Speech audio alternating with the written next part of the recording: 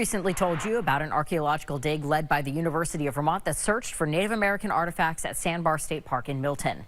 Now 7 days, Ava Solberger saw the uncovered pottery pieces and stone flakes, which date back 400 to 1400 years in this edition of Stuck in Vermont.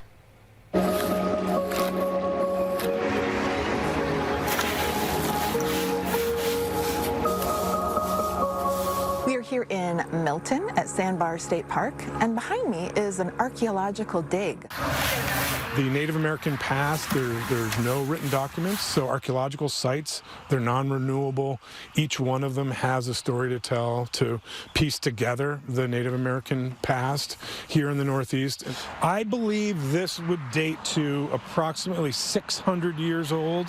Each site, tells a little bit of a story, another piece of the sort of long history. We've got 12,500 years of indigenous history here in Vermont, and the majority of it is only told through archaeology. I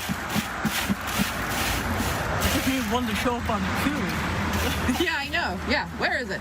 Well, basically at this site, we're looking for anything that's pre-contact Native American, pottery, tools, you name it.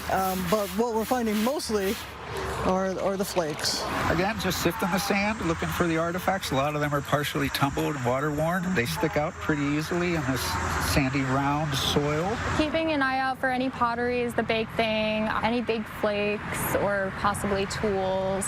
The big pile of dirt at the end, that was all put in here in the 1930s, 1933 to 35, when the park was created by the Civilian Conservation Corps. So to find the site initially, we had done a trench through that fill down into the natural levels and then excavated test pits at the bottom of that trench. And we found artifacts representing a Native American occupation. And this style, very similar to pottery that we find up on the St. Lawrence River in Quebec and out over to Ontario. So linking kind of culturally and at least in terms of trade with a broad network of Native people that extended north and extended east to the coast of Maine.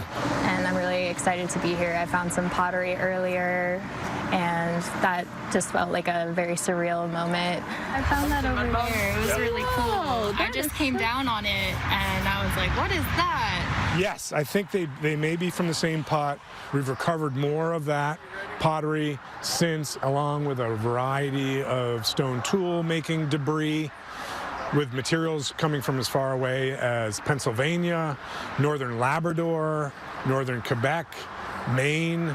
So showing this social network that Native Americans had in the past. It is kind of interesting because it can hide pretty well in this. But this is an exciting opportunity here because we've got this intact site, which probably was right at the mouth of the Lamoille River in an older outlet for the river. It's changed over time, particularly in the last 500 years. This one right here actually dates to somewhere around 1,000 years old. So multiple occupations, probably short term for indigenous people camping really close to the outlet of the river right on Lake Champlain. The reason that we're here now is the water table is extremely low. The first year that we were here, it was about 1 foot higher, 2 feet higher, and the site was really in the water table. So we waited until this dry period to do the archaeology. See, now that's on cue. See? Oh, really? It does catch your eye when you can see it. It got the angles on it. But I think we can safely say these are ancestors of modern Wabanaki, Abenaki people who inhabited the region in the past and do today. These are ancestors of modern living indigenous people. It's so interesting seeing history come alive, and we will get stuck in Vermont with you again real soon.